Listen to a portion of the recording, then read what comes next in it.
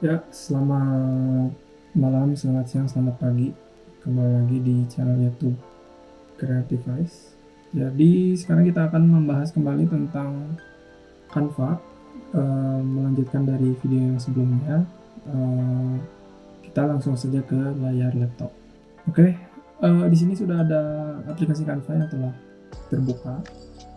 Mungkin di video pertama sudah saya jelaskan juga beberapa kegunaan dan juga beberapa fitur dan menu yang mungkin bisa kalian coba explore lagi, karena kan sekarang udah ada Canva AI dan lain sebagainya. Itu mempermudah banget buat kalian membuat sebuah desain. Nah, kemarin itu sudah sampai ke pemilihan template.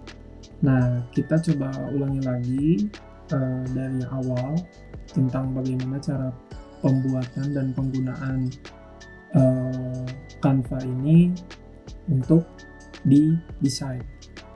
Oke, di sini silakan bisa klik tombol create yang ada di sini. Terus seperti biasa bisa dipilih dulu mau ukurannya apa, mau kebutuhannya apa, mau bikin CV, mau bikin presentasi, mau bikin feed Instagram, silakan bisa disesuaikan kembali. Nah, kemudian kalau semisal saya misalnya ambil sampel untuk Instagram post di 4:5. Nah, ini untuk di 4:5 ini banyak sekali template yang bisa digunakan dan penggunaannya adalah untuk di feeds Instagram. Kalau misalnya untuk di feeds Instagram, ukurannya juga bermacam-macam ya, ada yang landscape, portrait, dan lain sebagainya. Nah, di sini sebelumnya mungkin saya izin menjelaskan kembali terkait dengan menu-menu yang ada di sini. Ada dari desain, ada dari elements, ada dari text. Kemudian juga di sini ada brand, ada upload sampai ke apps atau mungkin di paling bawah. Nah, ini. Oke. Nah, untuk yang pertama kita masuk ke menu yang desain dulu yang ada di atas. Nah, di sini untuk template-template bisa digunakan oleh maksudnya bisa digunakan sesuai dengan kebutuhan. Misalnya mau membuat sebuah poster, nah itu tinggal masuk ke desain ini. Nah, posternya mau berbentuk atau mau kayak gimana, nah ini juga bisa dicari. Misal contoh kemarin itu ada Hari Pahlawan ya, nah ini sampelnya, tinggal dicari Hari Pahlawan. Nah, nanti bakalan muncul desain-desain yang terkait dengan Hari Pahlawan atau yang terkait dengan apa yang kita cari. Kemudian misalnya mau 17 Agustus. Nah, dia bakalan muncul lagi 17 Agustus. Terus ataupun mau membuat misalnya tentang UMKM. Nah, ada juga di sini yang muncul juga UMKM event. Jadi untuk membuat event, sertifikat, poster dan lain segala macam itu bisa melalui Canva ini. Dan perlu digarisbawahi, Canva ini sekarang premium. Tapi kalau misalnya teman-teman mau yang gratisan juga boleh untuk belajar. Namun diusahakan kalau misalnya memang penggunaannya rutin, silakan bisa menggunakan Canva yang premium seperti itu. Nah, untuk case kita pada video kali ini kita akan coba mungkin untuk membuat sebuah feed Instagram. Misalnya kita klik atau cari dulu Instagram, kemudian kita bisa cari, nah ini untuk sampelnya ya, ini untuk sampel aja. Nah, di sini sudah ada beberapa tulisan kayak did you know, kemudian ada juga ornamen-ornamen awan dan lain sebagainya. Nah, ini silakan bisa dikonfigurasi dari segi warna dan lain sebagainya. Nah, kemudian setelah dari desain, ini ada juga yang namanya di bawahnya itu elemen ya, menu elemen di kiri bawah ini. Nah, dari elemen ini ada banyak yang bisa digunakan kategorinya.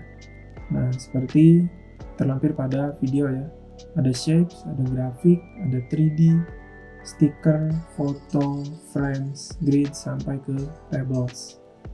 Nah, ini silakan bisa digunakan sesuai dengan keinginan dan fungsinya masing-masing. Nah, namun di sini ada fitur terbaru yaitu tentang generate image. Mungkin kalau misalnya ada yang membutuhkan desain yang custom tapi hanya menggunakan prompt, untuk sekarang kan sudah ada prompting ya di Canva. Nah, jadi ini bisa digunakan untuk mencari atau membuat sebuah image baru menggunakan AI. Oke, nah terus juga misalnya kita mau pilih shapes. Nah, kalau shapes ini 2 dimensi atau wajar ya, kayak misalnya kotak, segitiga, bulat, jajar genjang, dan lain sebagainya. Kalau misalnya yang tadi, yang grafik, nah ini sudah berbentuk. Misalnya mau cari buku, bentuk buku, atau mau cari hewan, mau cari dan lain-lain lah, logo-logo, atau misalnya ini kayak Telegram, Twitter, Discord, dan lain sebagainya. Ini bisa dicari di grafik. Tinggal di search aja di sini. Search-nya bisa Indonesia, bisa juga bahasa Inggris, silakan dicoba aja. Kalau misalnya gak bisa bahasa Indonesia, silakan bisa ditranslate dulu ke bahasa Inggris. Kemudian di sini ada yang terbaru nih, katanya 3D. Nah, ini aset-aset 3D juga bisa digunakan, cuma mungkin terbatas ya konfigurasinya, nggak yang gimana-gimana gitu. Nah, kayak gini untuk yang 3D. Terus juga kita masuk lagi ke stiker. Nah, kalau stiker seperti biasa ada yang GIF, ada juga yang PNG atau berbentuk gambar. Nah, terus ada foto. Nah, ini bisa digunakan untuk background atau juga digunakan untuk pelengkap ya, gambar-gambar. Ini misalkan bisa menggunakan fitur pencarian, sama juga ya, kurang lebih semuanya menggunakan fitur pencarian. Terus ada juga frames. Nah, kalau di frames ini biasanya untuk menambahkan foto kayak gini. Ada foto, kemudian juga ada bentuknya, ada letter A, 0123, trending, dan lain sebagainya. Kemudian setelah dari frames ada grids. Nah, kalau grids ini kolase mungkin ya kalau dulu sebutannya. Ini grids, ada banyak sekali kayak gini. Ini mungkin kegunaannya untuk galeri atau mungkin untuk sebuah rekap foto dan lain sebagainya. Ini bisa digunakan di grids. Terus ada juga video. Nah, ini video mungkin untuk stock footage, ini bisa digunakan. Ada dari trending, people, background, transisi, teknologi. Ini bisa dicari sesuai dengan tema masing-masing. Kemudian juga ada audio. Nah, ini juga bisa menambahkan lagu kalau misalnya memang mungkin bikin sebuah video reels dan lain sebagainya. Kemudian ada form.